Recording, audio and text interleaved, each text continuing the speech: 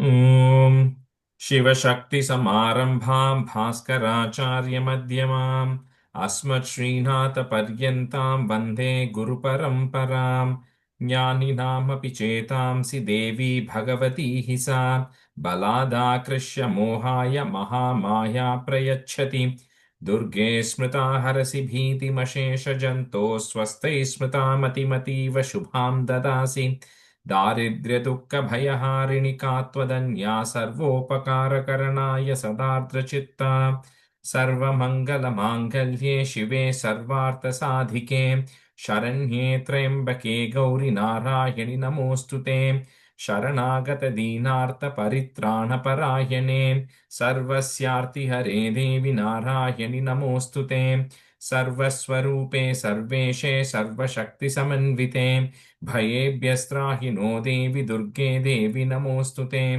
रोगानशेषानपहंसि तुष्टारुष्टातु कामान् सकलानभीष्टान् त्वामाश्रितानां न विपन्नराणां त्वामाश्रिताह्याश्रयतां प्रयान्ति सर्वा बाधा प्रशमनं त्रैलोक्यस्याखिलेश्वरि एवमेव त्वया कार्यमस्मद्वैरिविनाशनम् ॐ वेल्कम् एव्रिवन्.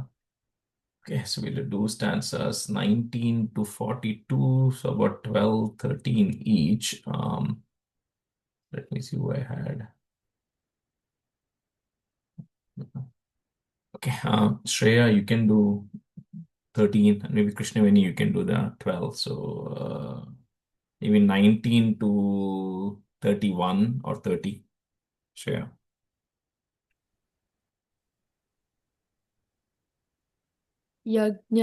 यज्ञवाराहमतुलं रूपं या बिभ्रतो हरेः शक्तिः साप्याययौ तत्र वाराहीं बिभ्रति तनुं नारसिंही नृसिंहस्य बिभ्रति सदृशं वपुः प्राप्ता तत्र सताक्षेपक्षिप्तनक्षत्रसंहतिः वज्रहस्ता तथैवैन्द्रिकजराजोपरि स्थिता प्राप्ता सहस्रनयना यथा क्रस्तथैव सा ततः परिवृतस्ताभिरीशानो देवशक्तिभिः हन्यन्ताम् असुरा शीघ्रं मम प्रीत्या चण्डिकाम् ततो देवी शरीरा तु विनिष्क्रान्तातिभीषणा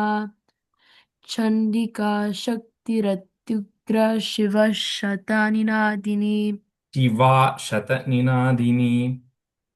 शिवा शतनिनादिनी सच्चाः धूम्रजटिलम् ईशानाम् अपराजिता दूतत्वं गच्छ भगवन् पार्श्वं शुम्भनिशुम्भयो शुम्भयोः ब्रूहि शुम्भं निशुम्भं च धनवावति गर्वितौ ये चान्ये धनवास्तत्र युद्धाय समुपस्थिताः. So both the words, first line and second word, it's da a sound. So danavavati garvitau. दानवावति गर्वितौ Similarly, second line, danavastatra. दानवास्तत्र Yeah. त्रैलोक्यमिन्द्रो लभतं देव सन्तु हविर्भुजः यूयं प्रयता पाटलं यदि जीवितुमिच्छता No, second line, yum prayata patalam. यूयं प्रयात पातालं यदि जीवितुमिच्छता बले पादत चेत् भवन्तो काङ्क्षिणः तदा गच्छत तृप्यन्तु मचीवः पिशितेन वः यतो नियुक्तो दौत्येन तया देव्या शिवः स्वयं शिवदुत्तीति लोकेऽस्मिन् ततः सा ख्यातिमागता तेऽपि श्रुत्वा वचो देवः सर्वज्ञातं महाशुरः सुराः शूराः अमरसा पुरिता जग्मुर्यत्र कात्यायनी स्थिता ततः प्रथम ततः प्रथममेवाग्रे सरशक्तिर्ष्टिवृष्टिभिः ववर्षुरुदात्तम् अर्षास्तां देवी मामररायः तां देवीम् अमरारयः. तां देवीममरारयः Can you do? Okay. That's fine. सा Whatever. Yeah. Bye. सा च तान् प्रहितान् बाणान् शूलशक्तिप्रपरस्वदान् चिच्छेदलीलया दांस्तान् धनुर्मुक्तैर्महेषुभिः. Sorry, that second line, you had something different. Chichedalilayatmata. Okay. चिच्छेदलीलयात्मात धनुर्मुक्तैर्महेषुभिः तस्याग्रतस्तथा Kali शूलपाता विवर्धितान् खट्वाङ्गपोतितांश्चारीन् कुर्वती व्यचरत्तदा. Sorry, Krishnaveni, that first line, last word. Shulapata vidharitan. तस्याग्रतस्तथा Kali शूलपातविधारितान् खट्वाङ्गको खट्वाङ्गपोतितांश्चारीन् कुर्वती व्यचरत्तदा कमण्डलु जलाक्षेप हतवीर्यान् हतौजसः ब्रह्माणि चाक्षरो चतुर्न् येन येन स्मधावति माहेश्वरी त्रिशूलेन तथा चक्रेण वैष्णवी दैत्याग्जघान कौमारी तथा शक्त्यातिकोपना ऐन्द्रीकुलिशपातेन शतशो दैत्यदानवाः विदारिताः पृथिव्यां रुधिरौघ प्रवर्षिणः तुण्डप्रहार विध्वस्ता दंष्ट्रा ग्रकस्तथा Damshtra grakshata. दंष्ट्राग्रक्षत वक्षसः वाराहमूर्त्या निपतांश् चक्रेण च विदारिताः नखारि Nakai. विदारितां Nakair vidari. ओके सॉरी नखैर्विदारितांश्चान्यान् भक्षयन्ती महासुरान् नारसिंही चचाराजौ नादा पूर्णदिगम्बरा चण्डाटहासैरसुरैः शिवा दूत्यभिदूषिताः पेतुः पृथिव्यां पतितांश् तांश्च तांश्च खादात् सादता इति मातृगणं क्रुद्धं मर्तयन्तं महासुरान्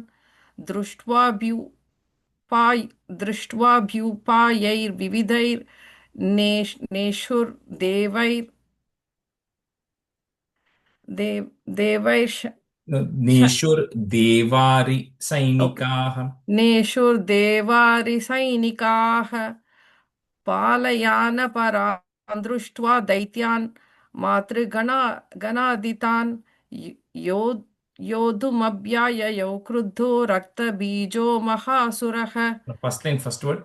Palayana paran. पलायनपरान् Yeah. दृष्ट्वा दैत्यान् गणादितान् रक्तबिन् रक्तबिन्दुर रक्तबिन्दुर यदा भूमौ पातयस्य शरीरतः Patatyasya.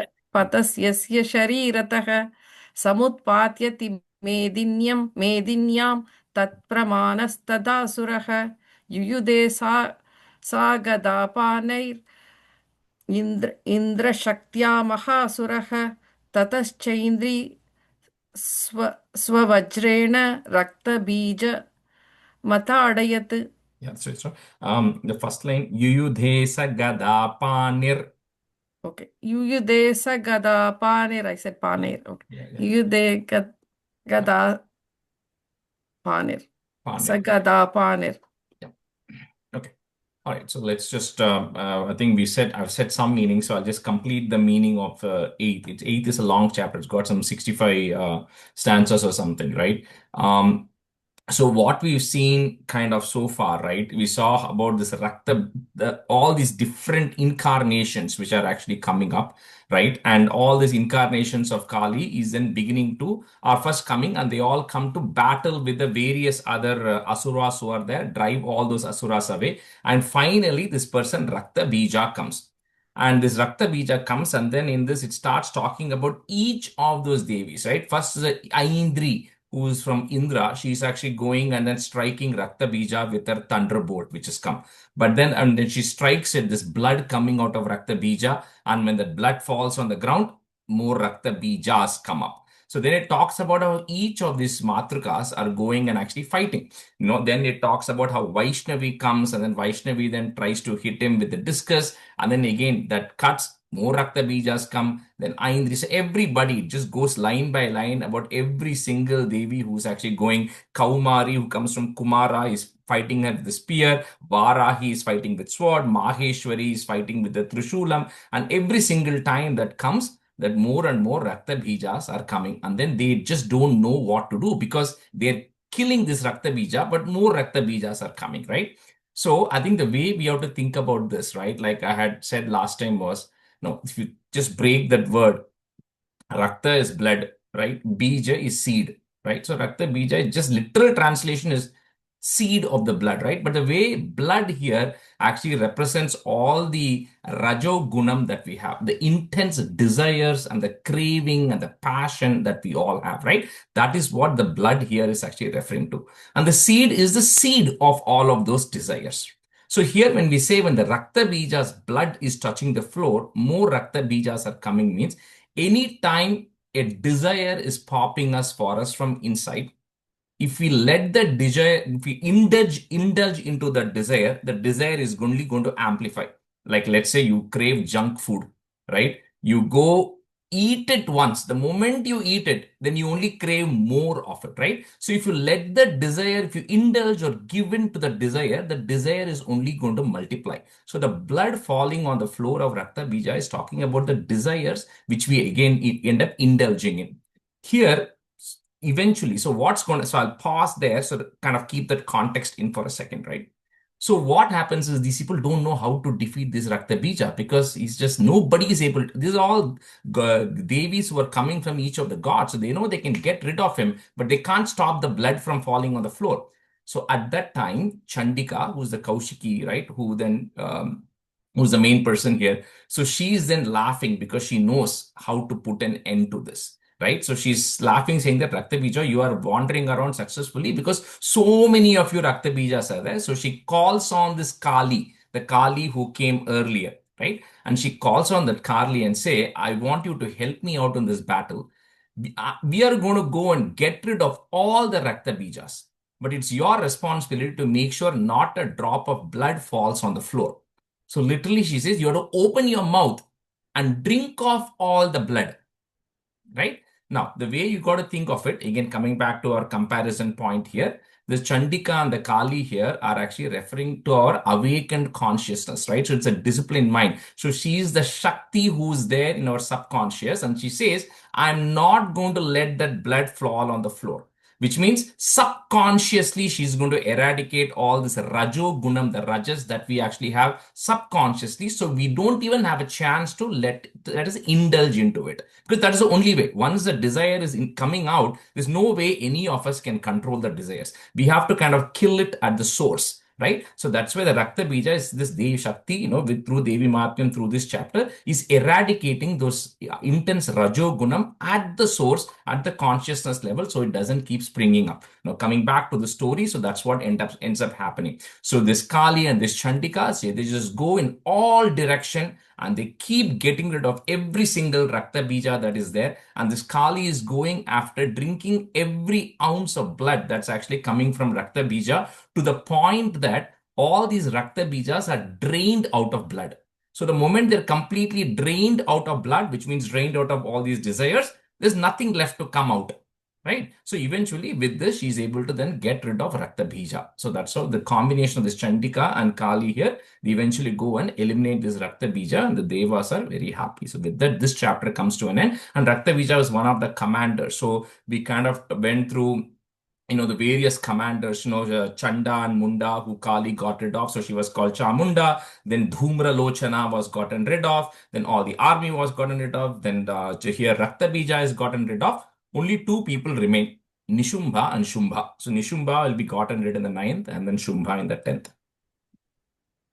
Rajesh, Yeah, can I ask a question? sure. Why is it not the eradication of tamo gunas? Why is it rajoguna eradicated? So each of the chapter reference different things, right? So the Chanda and Munda, when we spoke about, it talked about anger. So I think, like, remember first class, so each of these asuras who she's getting, I'll send a summary after the class. Each of the asuras she's getting rid of is representing different problems that we have internally.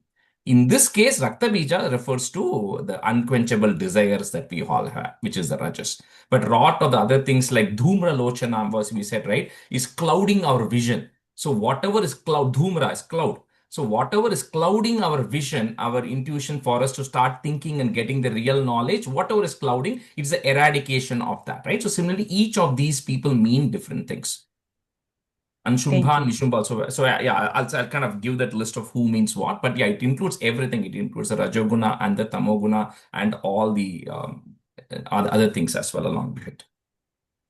Thank you. Yeah, Ritiji, you can be a student, and Vidya, you can be a student. Okay, so 43. Kulishena hatasyashu bahu susrava shonitam samuttastus yato yodas tadrupas tat parakramaha. Kulishena hatasyashu bahu susrava shonitam samuttastus tato yodas tadrupas tat parakramaha.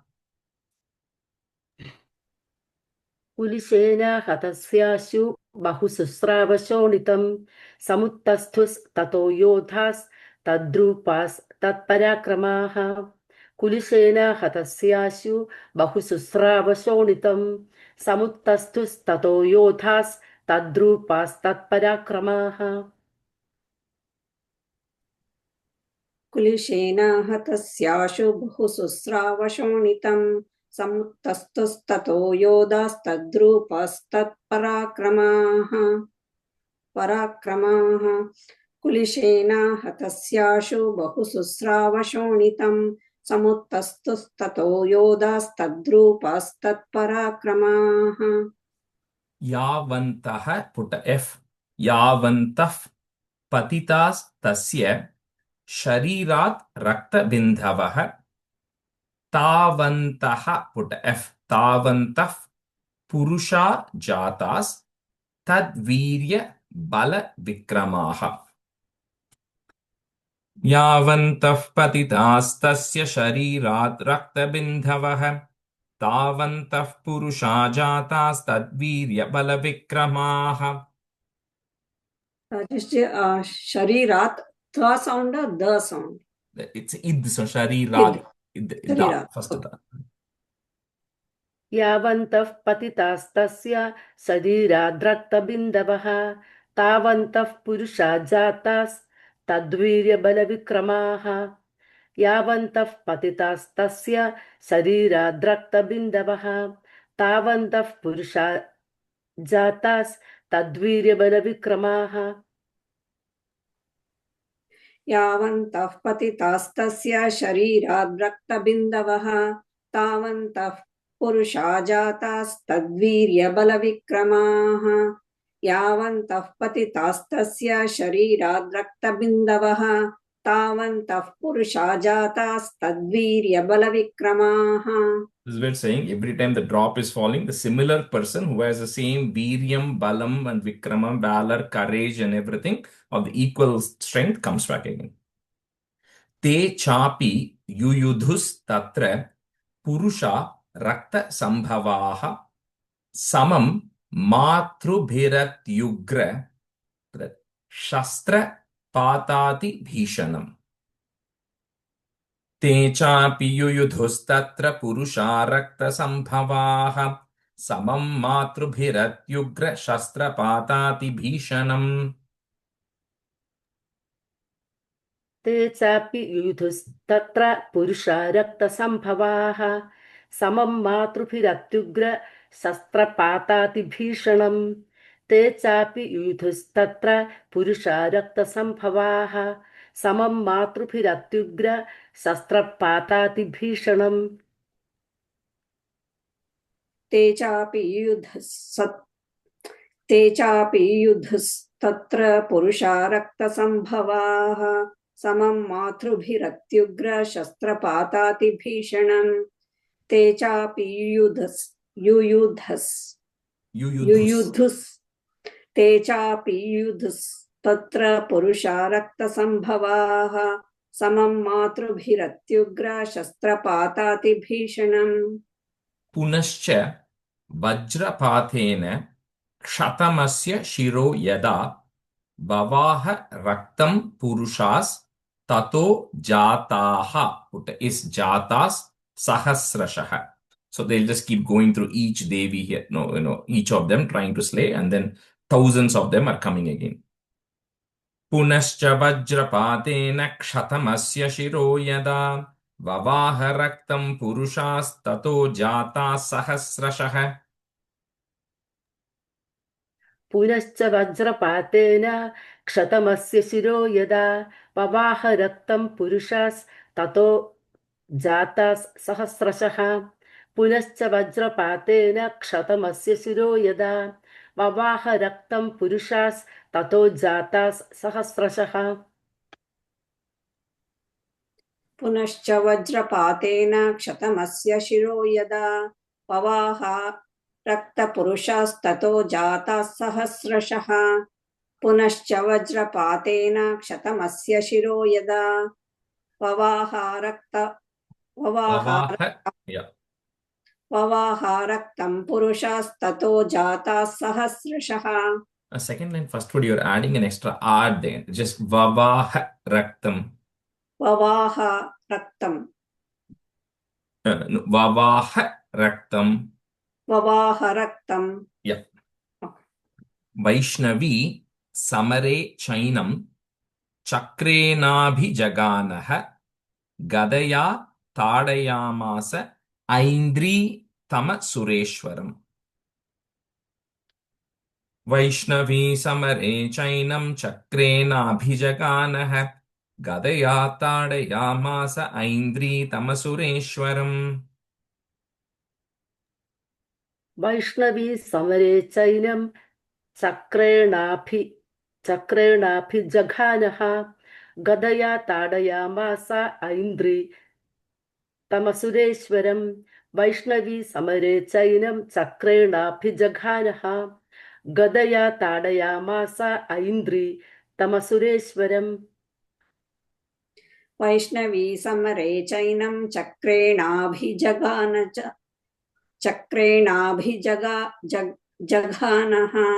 गदया ताडयामास Aindri तमसुरेश्वरम् Vaishnavi समरे चैनं चक्रेणाभिजघानः गदया ताडयामास ऐन्द्री तमसुरेश्वरम् वैष्णवी चक्रभिन्नस्य रुधिरस्राव संभवैः सहस्रशो जगद्व्याप्तं तत्प्रमाणैर्महासुरैः वैष्णवी चक्रभिन्नस्य रुधिरस्राव संभवैः सहस्रशो जगद्व्याप्तं तत्प्रमाणैर्महासुरैः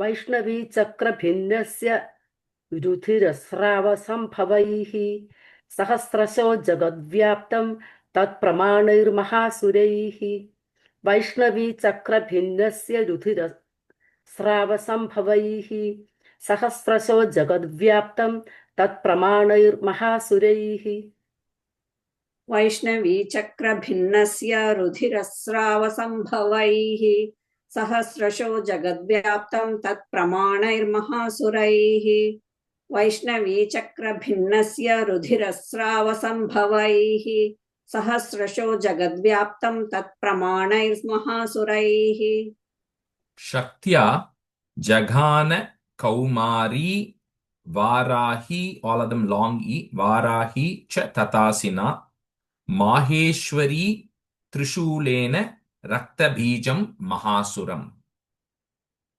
Shaktya Jaghana Kaumari Varahi Cha Tatasina Maheshwari Trishulena Raktabhijam Mahasuram.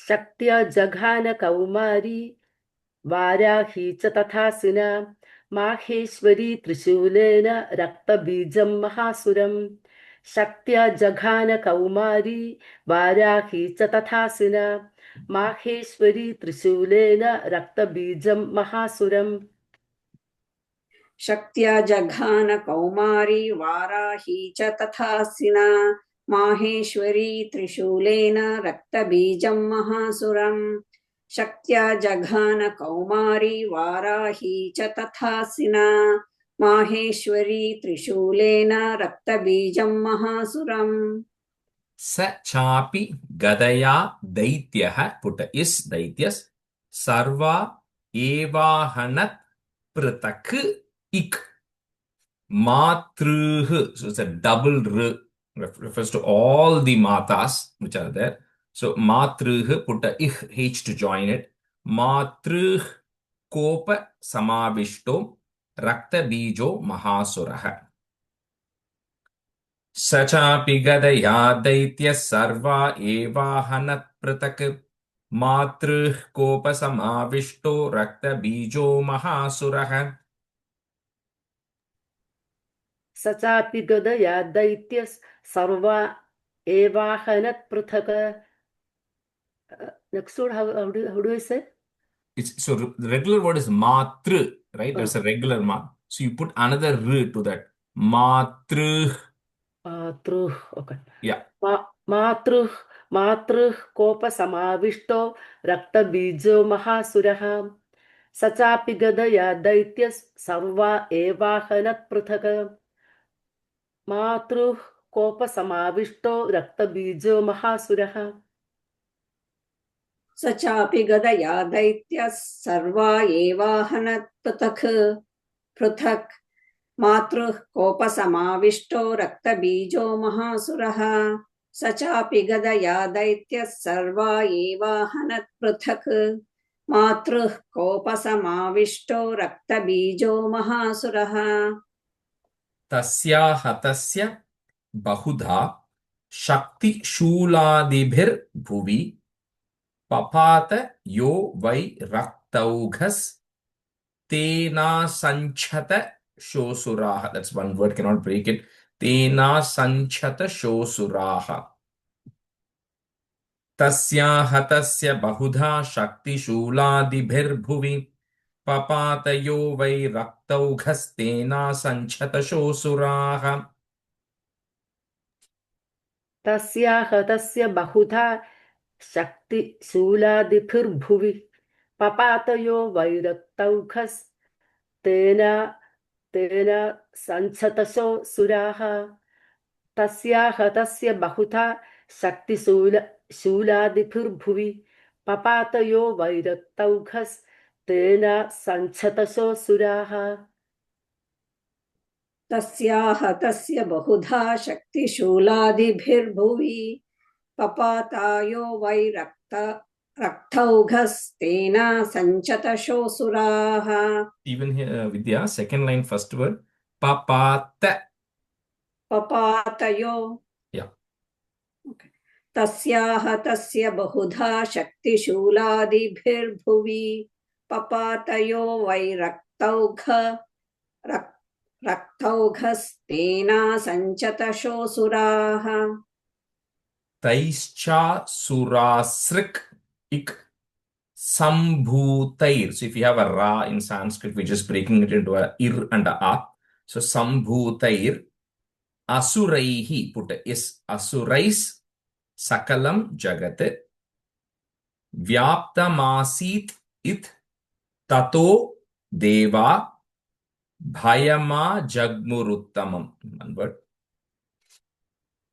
Taischa Surasrik Sambhutair Asurais Sakalam Jagat Vyaptam Asi Tato Deva Bhayama Jagmuruttamam. Tasyaha tasya bahutha shaktisu. No, Sorry, next. Okay. next one. Taischa surasrik sambhutair asurais sakalam jagata vyaptamasit tato deva bhayamajagmuruttamam. Taischa surasrik sambhutair asurais sakalam jagata vyaptamasit tato deva bhayamajagmuruttamam. तैश्च सुरासृक् सम्भूतैरसुरैः सकलं जगत् व्याप्तमासीत् ततो देवा भयमाजग्मुरुत्तमम् तैश्च सुरासृक् सम्भूतैरसुरैः सकलं जगत् व्याप्तमासीत् ततो देवा भयमाजग्मुरुत्तमम् Tan Vishannan Suran Drishtva Chandika Praha Satvara Uvacha Kalim Chamunde Vistirnam Vadanam Kuru. So this Chandika, who's the main person, is telling this Chamunda, who's the Kali who got rid of Chanda and Munda. So she was called Chamunda. She's telling that Chamunda, that Kali, saying, Vistirnam Vadanam, open your mouth nice and wide. So that's which is where she's telling her what needs to be done. Tan Vishannan Surhan Drishtva Chandika Praha Satvara Uvacha Kalim Chamunde Vistirnam Vadanam Kuru. Tan Vishannan Suran Drishtva Chandika Praha Satvara Uvacha Kalim Chamunde Visturnam Vadanam Kuru. Tan Vishannan Suran Drishtva Chandika Praha Satvara Uvacha Kalim Chamunde Visturnam Vadanam Kuru. तान् विषण्णान् सुरान् दृष्ट्वा चण्डिका प्राह सत्वरा उवाच कालीं चामुण्डे विस्तीर्णं वदनं कुरु तान् विषण्णान् सुरान् दृष्ट्वा चण्डिका प्राह सत्वरा उवाच कालीं चामुण्डे विस्तीर्णं वदनं कुरु Machyastrapata Sambhutan Raktabindun Mahasuran Raktabindoho, put a F, Raktabindof Pratichatvam Vaktrenanena Vegina. Machyastrapata Sambhutan Raktabindun Mahasuran Raktabindof Pratichatvam Vaktrenanena Vegina. Matshastrapata Sambhutan Raktabindun Mahasuran Raktabindov Pratichatvam Vaktrenanena Vegita. Vegina, last word. Eh? Vegina. My books that Vegina. Okay. Thank you. Okay. Matshastrapata Sambhutan Raktabindun Mahasuran Raktabindov Pratichatvam Vaktrenanena Vegina. मच्छस्त्रपात सम्भूतान् रक्तबिन्दून् महासुरान् रक्तबिन्दोः प्रतीच्छत्वं वक्त्रेणानेन वेगिना मच्छस्त्रपात सम्भूतान् रक्तबिन्दून् महासुरान् रक्तबिन्दोः प्रतीच्छत्वं वक्त्रेणानेन वेगिना Bhakshayanti Chararane Tadutpannan Mahasuran Evamesha Kshayam Daityaha. So that Visarga you have to say that Daityaha Kshina Rakto Gamishyati. Bhakshayanti Chararane Tadutpannan Mahasuran Evamesha Kshayam Daityaha Kshina Rakto Gamishyati.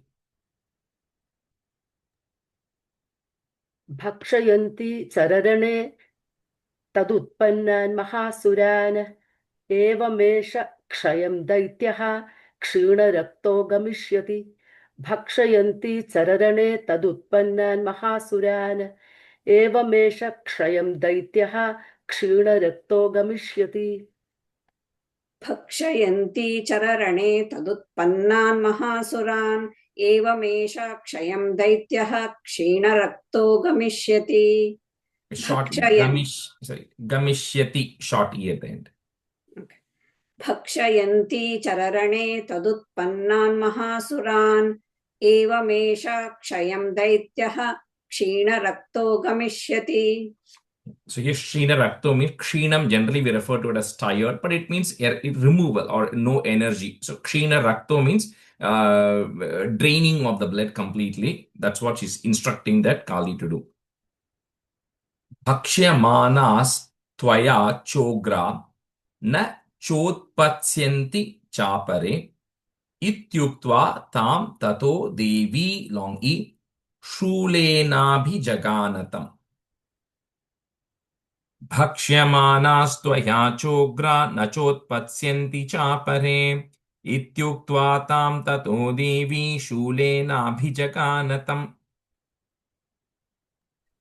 भक्ष्यमाणास्त्वया चोग्रा न चोत्पत्स्यन्ति चापरे इत्युक्त्वा तां ततो देवी शूलेनाभिजघानतम् भक्ष्यमाणास्त्वया चोग्रा न चोत्पत्स्यन्ति चापरे इत्युक्त्वा तां ततो देवी शूलेनाभिजघानतम् भक्ष्यमाणास्त्वया चोग्रा न चोत्पत्स्यन्ति चापरे इत्युक्त्वा तां ततो देवी शूलेनाभिजघानतम् भक्ष्यमाणास्त्वया चोग्रा न चोत्पत्स्यन्ति चापरे इत्युक्त्वा तां ततो देवी शूलेनाभिजघानतम्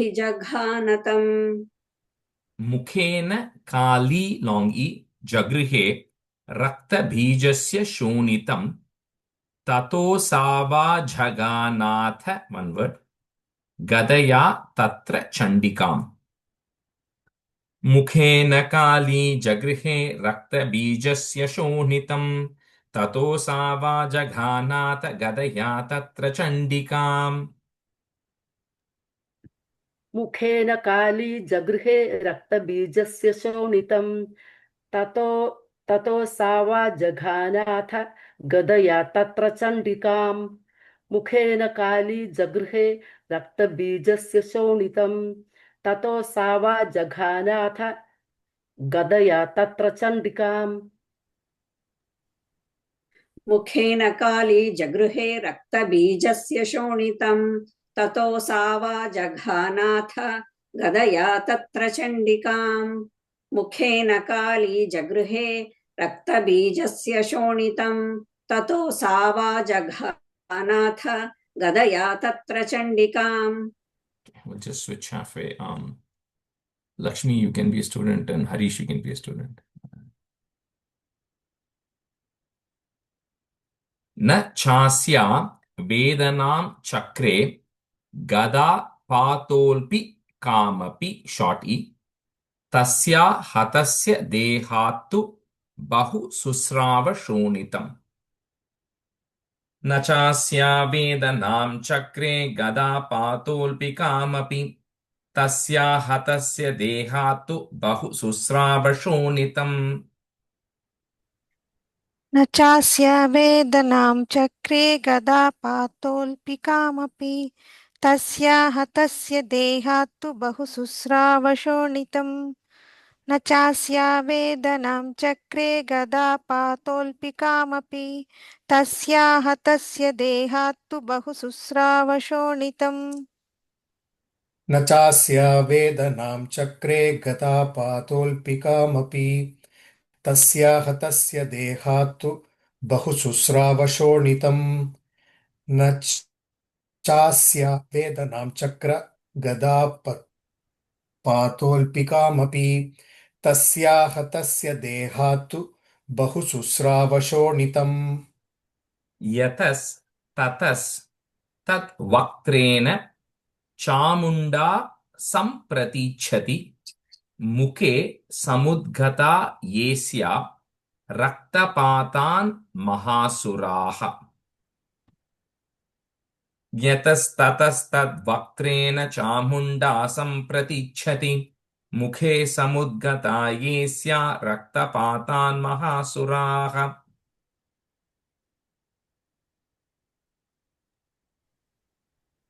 यतस्ततस्त्वक्त्रेण चामुण्डा सम्प्रतीच्छति मुखे समुद्गता येस्य रक्तपातान् महासुराः The first line, yatastatastatvaktrena. यतस्ततस्त्वक्त्रेण No, tadvaktrena.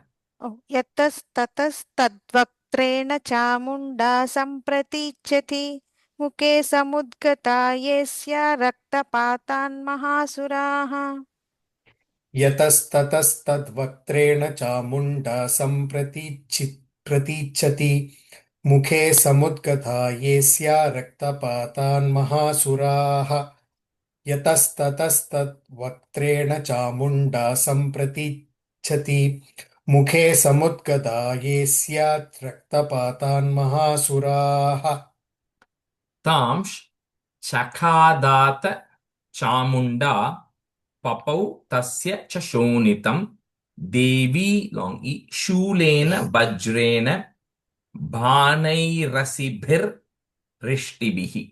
So just the first line of this and the previous two lines is, so when the Chamunda, that Kali is consuming those, the blood which is coming out, when the blood comes into her mouth, more Rakta Bijas are forming in her mouth, which she's again consuming off. So she doesn't let them come out. So she just devours everybody off completely. तांश्चखादात Chamunda पपौ तस्य च शोणितं देवी शूलेन वज्रेण बाणैरसिभिर्रिष्टिभिः. तांश्चकातात चामुण्डा पपौ तस्य च शोणितं देवी शूलेन वज्रेण बाणैरसिभिर्वृष्टिभिः तांश्चकातात चामुण्डा पपौ तस्य च शोणितं देवी शूलेन वज्रेण बाणैरसिभिर्वृष्टिभिः sorry. 1 second. Rajesh ji, the last word, Rasibhir, Rishtibhir, Rishi, or just a simple R? The Rishi, Rishtibihi. Okay. तांश्चखादात Chamunda पपौ तस्य च शोणितं देवी शूलेन वज्रेण बाणैरसिभिर्रिष्टिभिः तांश्चखादात चामुण्डा पपौ तस्य च शोणितं देवी शूलेन वज्रेण बाणैरसिभिर्रिष्टिभिः जघान रक्त बीजं तं चामुण्डा पीत शोणितं स पपात महीपृष्ठे शस्त्र संघ समाहतः. जघान रक्त बीजं तं चामुण्डा पीत शोणितं स पपात महीपृष्ठे शस्त्र संघ समाहतः.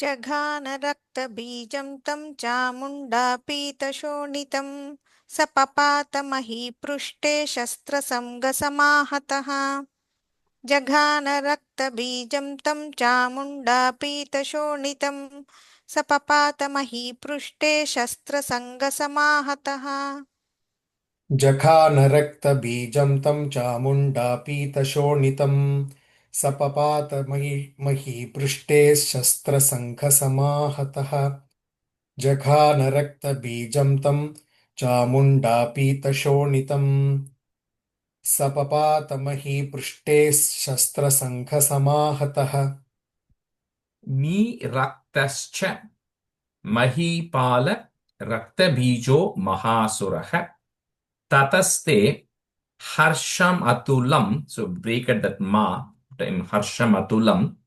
Next word starts with the a. Avapus tridashan ripa. नीरक्तश्च महीपाल रक्तबीजो महासुरः ततस्ते हर्षमतुलम् अवापुस्त्रिदशा नृप. Actually, we'll do the last one also. Sorry. तेषां मातृगणो जातो ननर्ता सृङ्मदोद्धतः.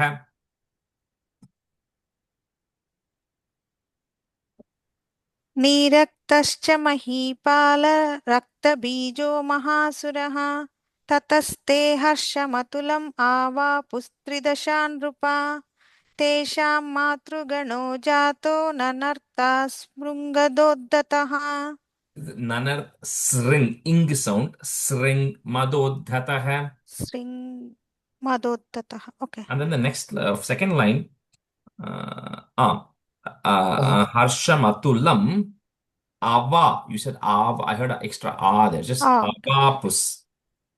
Okay. नीरक्तश्च महीपाल रक्तबीजो महासुरः ततस्ते हर्षमतुलम् अवापुस्त्रिदशा नृपा तेषां मातृगणो जात ननर्ता मदोत्ततः one more time No, you said two times. okay okay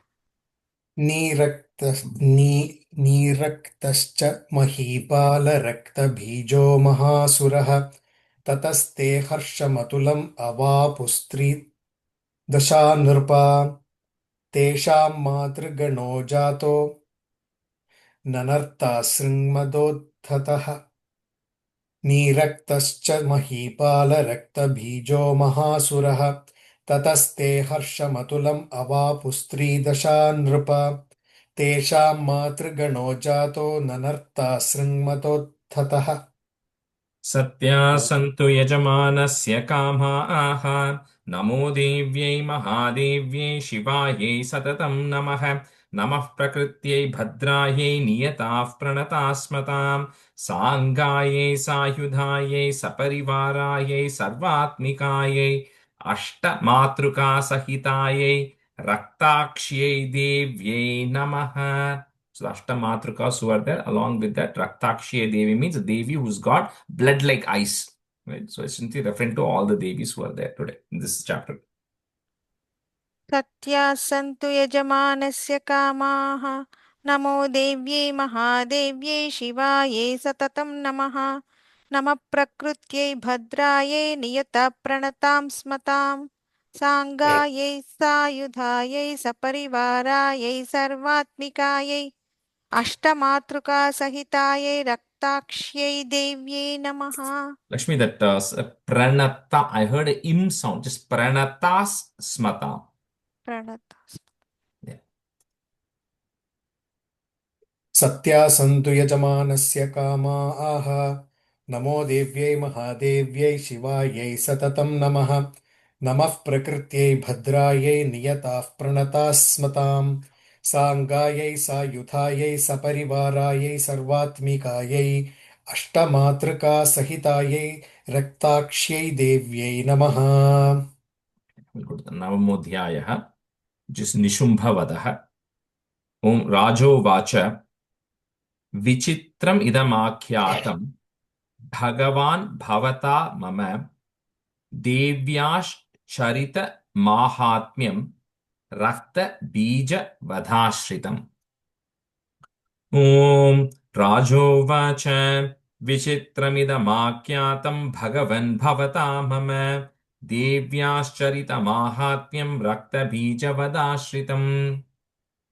ॐ राजुवाच विचित्रमिदमाख्यातं भगवन् भवता मम देव्याश्चरितमाहात्म्यं रक्तबीजवदाश्रितम् ॐ राजुवाच विचित्रमिदमाख्यातं भगवन् भवता मम देव्याश्चरितमाहात्म्यं रक्तबीजवधाश्रितम् ॐ राजोवाच विचित्रमिदमाख्यातं भगवन् भवता मम देव्याश्चरितमाहात्म्यं रक्तबीजवधाश्रितम् ॐ राजोवाच विचित्रमिदमाख्यातं भगवन् भवता मम देव्याश्चरितमाहात्म्यं रक्तबीजवधाश्रितम् Bhuyash Chechamyaham.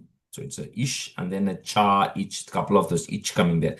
Bhuyashchechamyaham shrotum rakta bije nipatite chakara shumbho yat karma nishumbhash chati kopanaha. भूयश्चेच्छाम्यहं श्रोतुं रक्तबीजे निपातिते चकार शुम्भो यत्कर्म निशुम्भश्चातिकोपनः.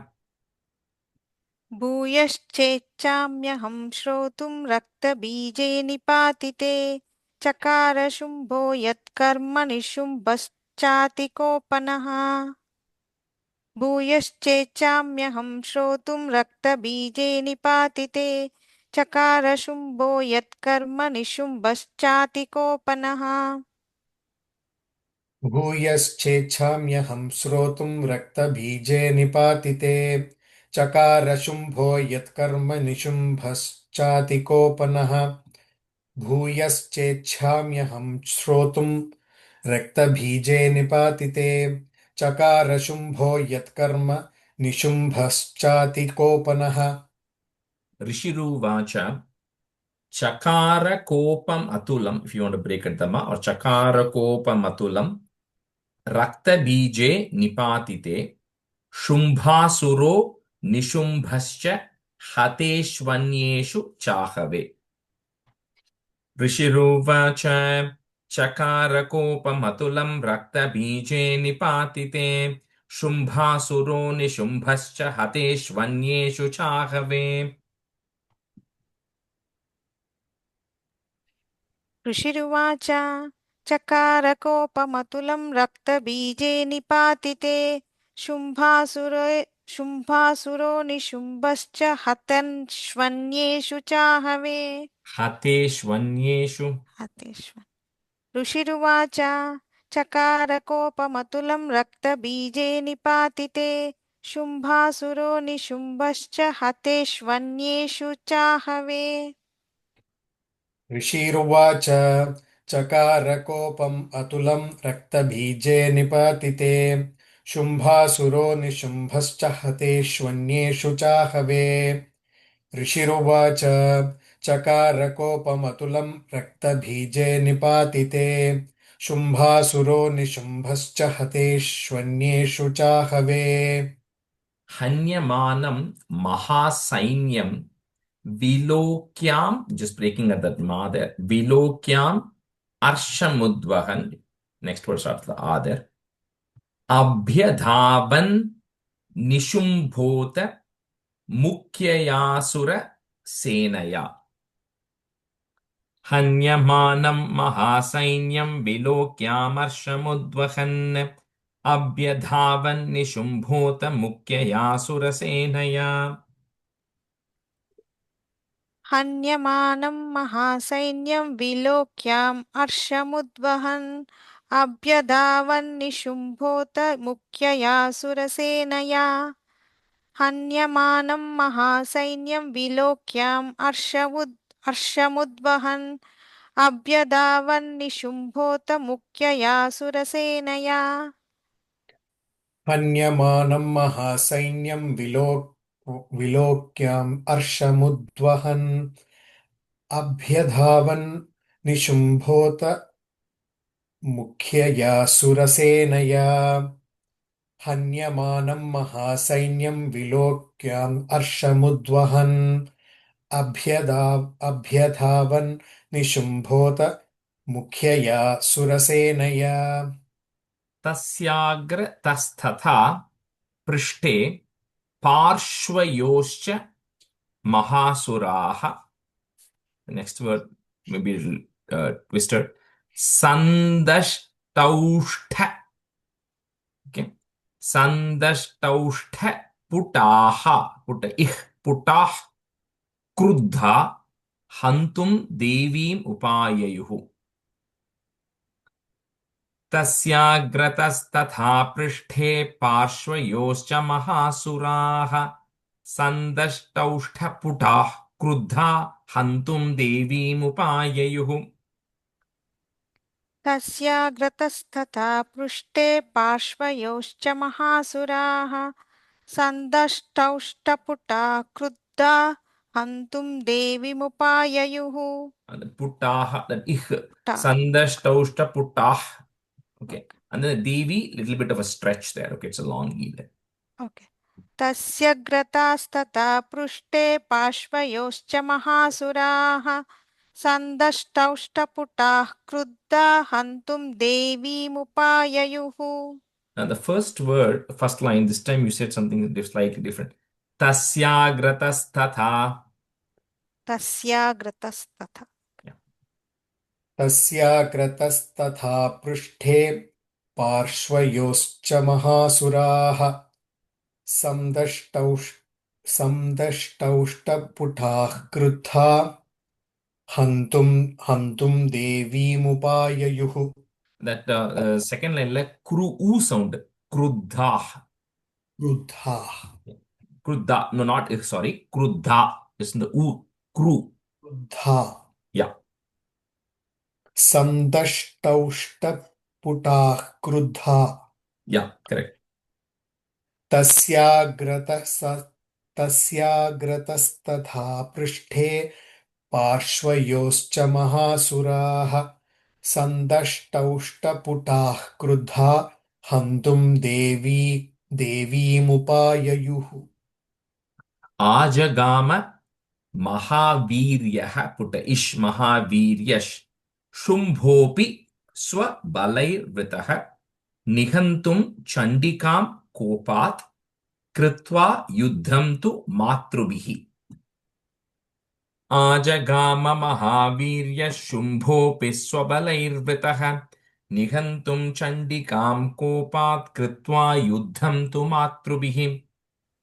आजगाम महावीर्यः शुम्भोऽपि स्वबलैर्वृतः निहन्तुं चण्डिकां कोपात् कृत्वा युद्धं तु मातृभिः आजगाम महावीर्यः शुम्भोऽपि स्वबलैर्वृतः निहन्तुं चण्डिकां कोपात् कृत्वा युद्धं तु मातृभिः